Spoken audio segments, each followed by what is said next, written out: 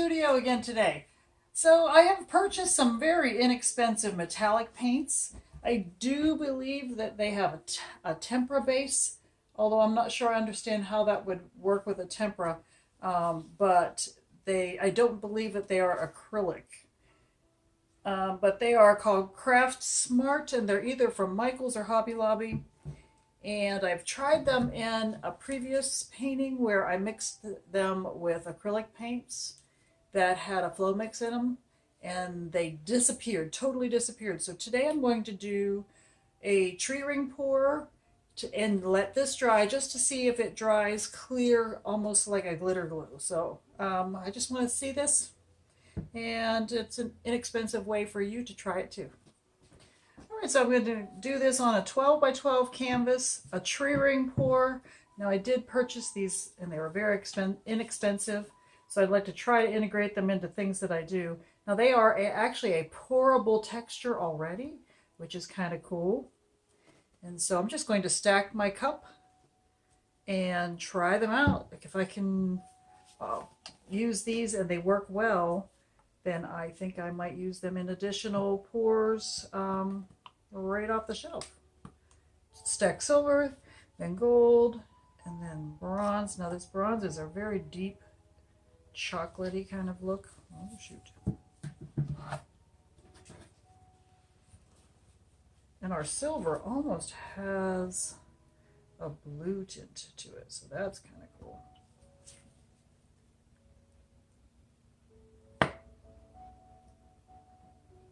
This is probably going to be a lot of paint for this painting, so I'm really just going to go 2 times around here.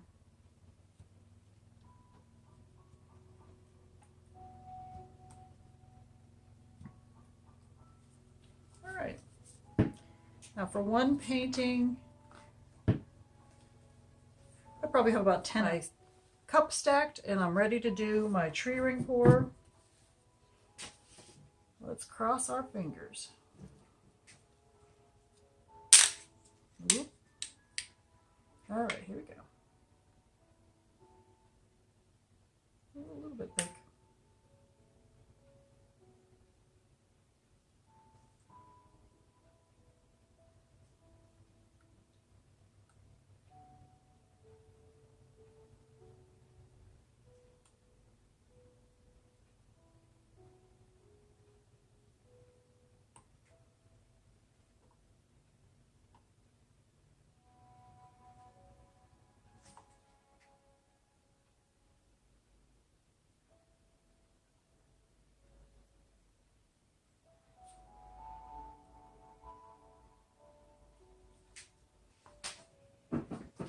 Alright, and I like to always control my last little swirl there. That thing in the center is going to get bigger and bigger as you stretch your paint. So always remember, if you don't like the center, you're not going to like, about 30% of your painting is going to end up being your middle. Alright, I see some bubbles. Let's get rid of those first. Oh, that's the other thing, is I'm not sure how this is going to move around on the canvas.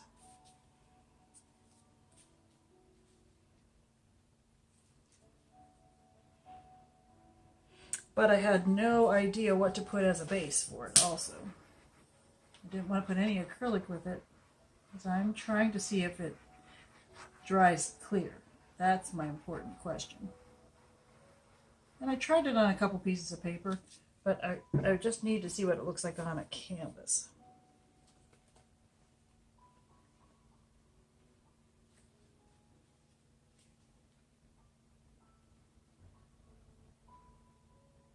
So it looks like I've got a good bit of roll under.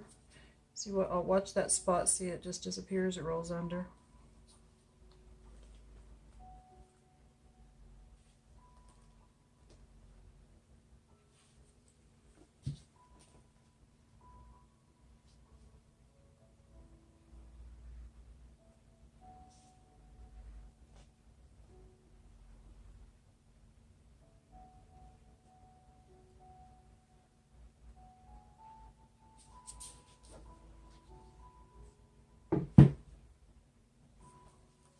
Now let's see about some of those.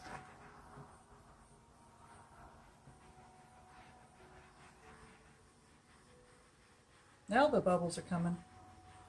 That's because my paint is getting thinner. And any bubbles that are in there are now able to escape.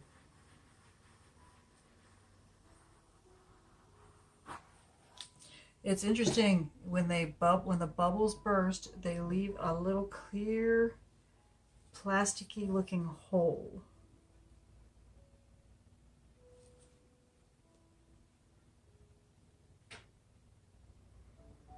Okay, just trying to move our paint down that way a little bit. I may not have enough paint for this canvas. Boy, it was hard to tell.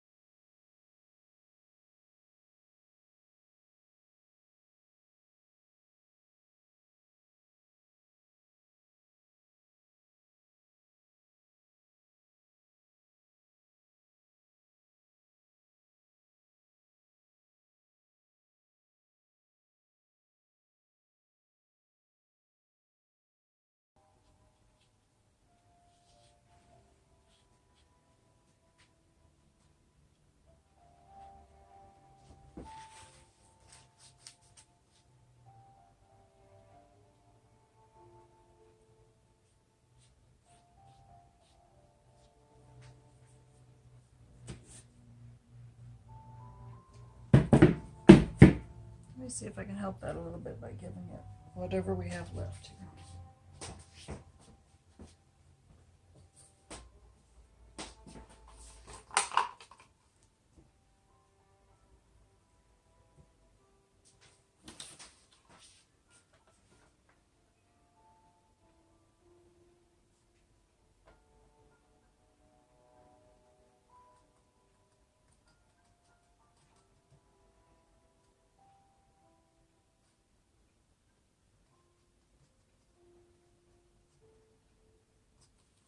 I say that this might work as a good painting partner if I could figure out a flow extender, because what's happening in my painting,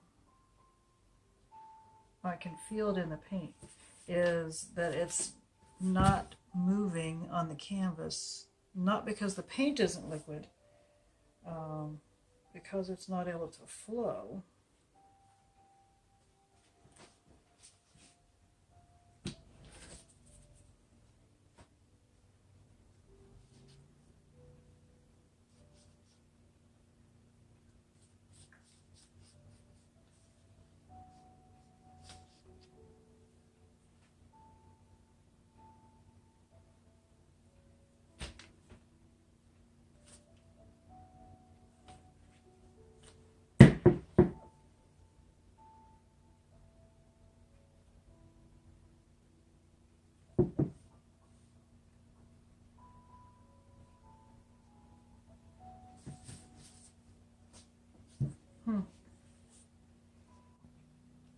All right, so this painting did dry wonderfully. It is not drying clear.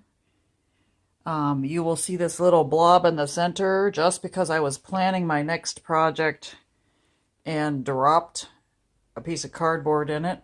So it will have to be a painting that I paint over, but it was a great experiment. Those paints do not dry clear. I just need to find the correct thing to mix with them to make them flow better. So, just so you know. Thanks.